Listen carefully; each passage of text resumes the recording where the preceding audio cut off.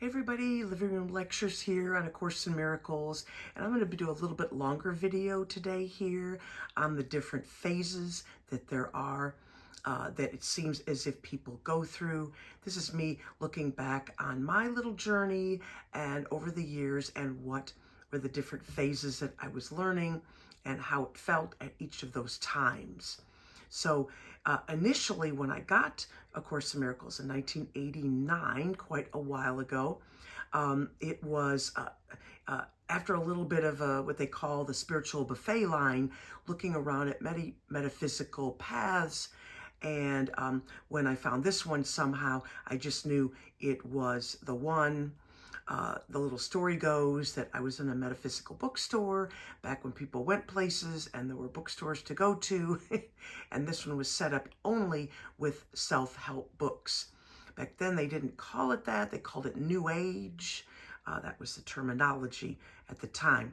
Every single book in this place was full of rainbows and angels, and they were bright and shiny, and there was incense burning and bells chiming in the background, and a little bit of light music playing in this entire beautiful little bookstore. And then there was this one book. Actually, I have an old copy of it here. It's dusty, but this is one of the three that you could see. I saw this navy blue, not very attractive looking book that actually stood out because all the other ones were trying to grab my attention. And here was this dull looking navy blue. And I asked my friend who I was with, what is this A Course in Miracles thing? And she said, that she had heard that everyone who had started to read that or were doing it or whatever, that they were finding that they did not need any other path or any other way, that was like the end for them and they could just utilize that. So I thought to myself, of course, that this is very intriguing, so I bought it. And so then I went through 15 years of phase one is what I'm calling it.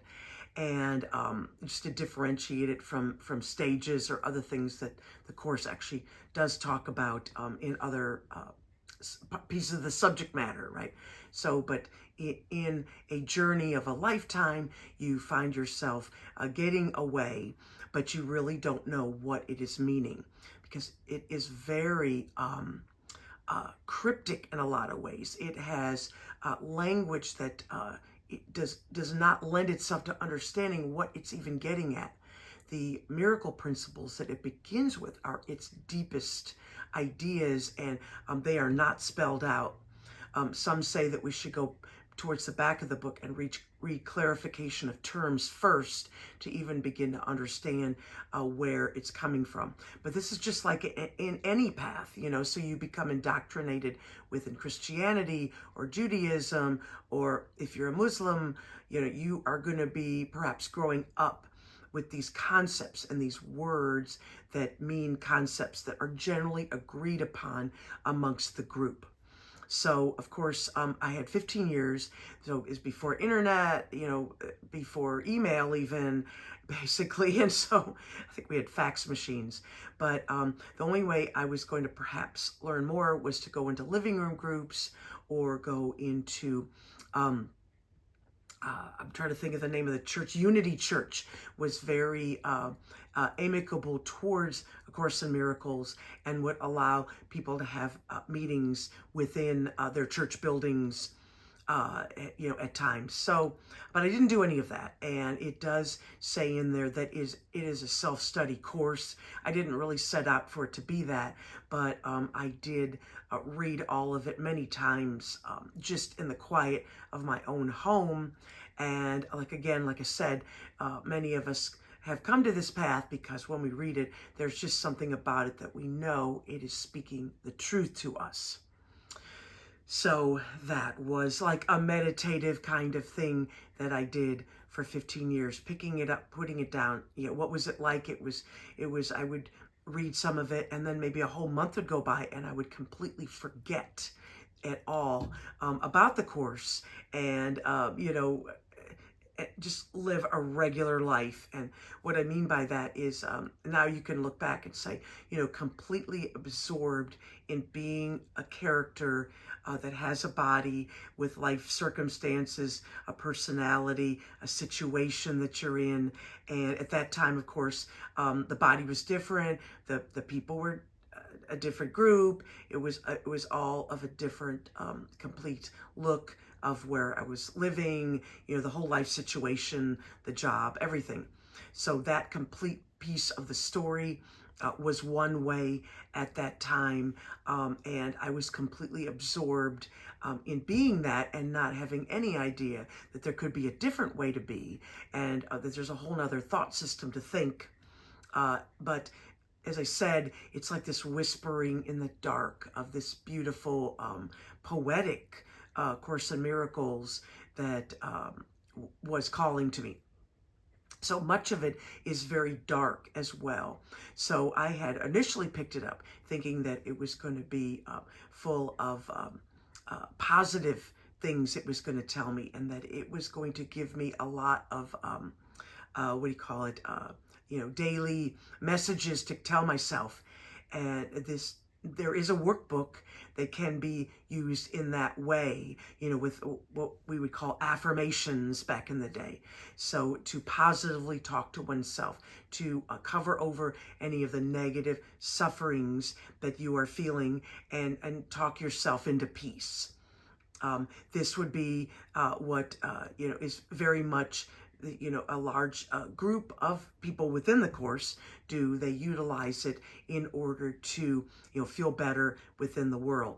So I was trying to do that. I was trying to, do many things. I was trying to do that workbook. It has 365 lessons, and, it's supposed to be one for each day of the year. I got to, I think, 100 the first time, and I really thought that just by doing them and what it said to do, that I would have this miraculous change, some kind of an enlightenment, light into my life, more of a peacefulness, and it did not happen, did not occur. So then I put it down, and then a few years later, within that 15 years, did it up to maybe about 30.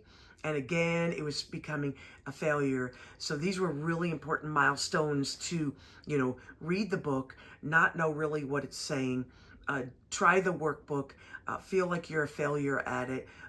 It's just a compounding of what was already going on in the typical life of, not feeling like anything's working, not really feeling like you belong here, not really identifying with anything.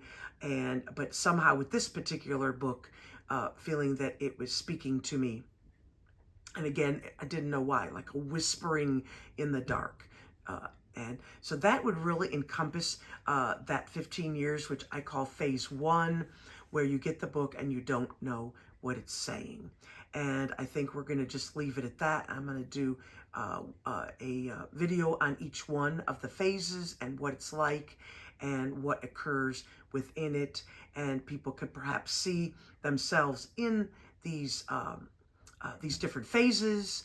Of course, nothing is set in stone, like where you cross over some kind of a finish line, into another phase. It is a melding and a changing when you look back at a story and try to tell the story of a bunch of nows, but as if it was spread out in a past. So that would be kind of like a good course way to explain, what is the path and what has been experienced, because the Course talks a lot about the past and the future and the now.